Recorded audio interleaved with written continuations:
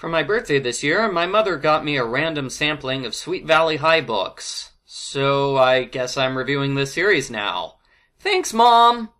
2 hours later?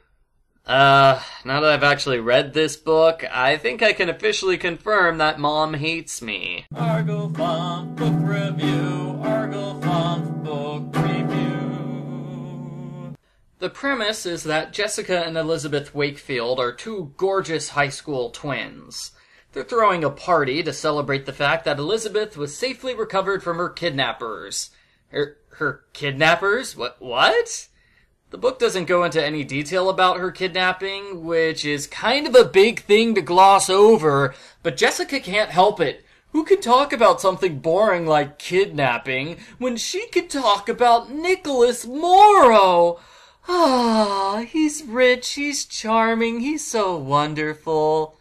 Nicholas instantly falls in love with Elizabeth, and she's too nice to mention she has a boyfriend already, so she lets him follow her around, talk to her, flirt with her, dance with her, that sort of thing. Jessica is angry that her crush is dancing with her sister. She steals Nicholas away and distracts him by introducing him to her super hot mother. Yeah, the book goes into detail about how attractive Mrs. Wakefield is and how she could easily pass as their sister. It's awkward. Nicholas doesn't care about Jessica, though. He only has eyes for Elizabeth. Jessica gets really nasty and snaps her fingers in front of Nicholas's face to get him to pay attention to her, and then she storms off angrily. Before he leaves the party, Nicholas goes to Elizabeth and confesses that he's fallen in love with her. She points out that this is the first time they've met each other, but he doesn't care. He loves her. So he pressures her a lot. He tells her to dump her boyfriend. He pressures her some more, and she eventually agrees to have dinner with him on Sunday. Elizabeth tries to tell her boyfriend Todd about the date, but he's too grumpy about Nicholas to want to hear more.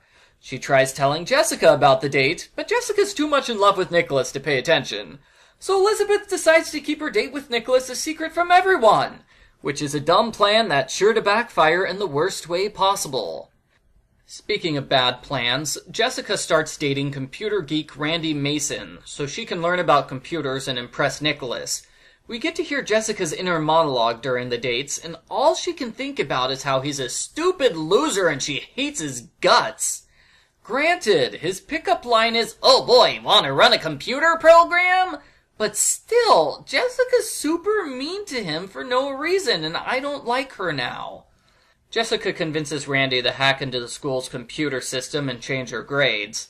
They get caught, and Jessica tries to pin all the blame on Randy, because he's a nerd. It doesn't matter what happens to nerds. Elizabeth forces Jessica to confess everything to the principal, and she starts crying when they're suspended. I'd be happy if the story ended here, with Jessica getting punished, but no. Elizabeth can't stand to see Jessica cry, so she begs the principal to give them another chance. He agrees, and he even agrees not to tell their parents about this, which is something no principal would do ever in real life. So Jessica ends up getting away with everything scot-free because she cried a little. On the way home, she thanks Elizabeth. No, I'm lying. Jessica doesn't thank her sister, and she doesn't care at all about what just happened. She only cares that she messed up her makeup when she was crying. I don't like Jessica. I also don't like how Elizabeth goes through a lot of fake drama, wondering if she should cancel her date with Nicholas. She gets a chance to call off the date, but she doesn't. She gets a chance to tell her boyfriend, but she doesn't. And she gets a chance to tell Jessica, but she doesn't. Bleh. Elizabeth complains about everything to her best friend, as if the entire situation isn't her own fault. The big date ends up being rather nice, or at least Nicholas stops acting like a sleazeball for the first time in the book. They bond over their mutual love of literature, but even though Elizabeth likes Nicholas a lot, she doesn't love him the same way she loves Todd. She explains this to him, and the two of them agree to be friends, which is what she should have done in the first chapter. Of course, Todd just happens to be at the exact same restaurant, and he sees the two of them on the date together. Elizabeth pretends to be Jessica to get out of trouble. But then Todd learns the truth when he goes to the Wakefield house and the real Jessica opens the door. It's a pretty gross scene, actually. Jessica just got out of the shower, so she's wearing nothing but a loose robe. He grabs her and starts making out with her, and when he's done, she compliments him in a sultry voice before he realizes which twin it is. It's all completely unnecessary. I guess the author really wanted a hot, accidental makeout scene with these two characters. Jessica is furious that Elizabeth went out with her crush, and there's a big confrontation scene, as if Jessica's totally above lying and boyfriend stealing. Jessica quickly gets over it, though, and she decides she didn't want to date Nicholas anyway. Todd isn't over it. He avoids Elizabeth at all times, and he plays badly at the championship basketball game. But Nicholas and Todd have a heart-to-heart talk in the locker room, and Todd is elated to hear that Elizabeth still loves him. He starts playing like a pro again, and he wins the big game. Hooray! Todd and Elizabeth kiss and make up, and they go to a party together. As an end-of-book cliffhanger, the twins get bad news. Their brother's girlfriend is dying. Wait, they have a brother? The end. Post-book follow-up. I haven't read any Sweet Valley High books before. I read the Nancy Drew knockoff of this series, and I have to say I like the knockoff better, because this book is pretty awful. Jessica is a horrible, shallow human being who hates everyone for not being her. She has no redeemable qualities whatsoever. I can see how the book is trying to have the dynamic of Jessica's the bad twin, Elizabeth's the good twin, but Elizabeth is just as bad as Jessica. She lies to her boyfriend and everyone else multiple times, even when she has plenty of opportunities to get herself out of this mess of her own creation. I feel no sympathy for her at all. Maybe these books were recommended to me because I like soap operas.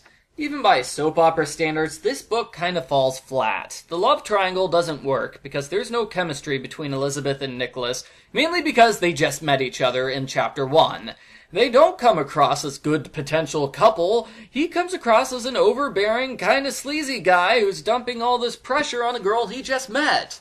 Now, Todd was good in the love triangle. He was the best one in the love triangle. He perfectly falls into the stereotypical role of jealous boyfriend who hates the new guy. At least, Todd was good, up to the point where he made out with Elizabeth's sister. Sorry, Todd, you can't criticize Elizabeth for cheating on you now. You're even more of a cheater than she is. So, gosh, all 5 main characters in this book are horrible people, each in their own way. Overall, this book has characters I don't like, tied to a fairly simple plotline that I've seen before. I wouldn't want my daughter reading this book and looking up to these people as role models. They're awful. I can only hope the other books in this series are less awful than this one.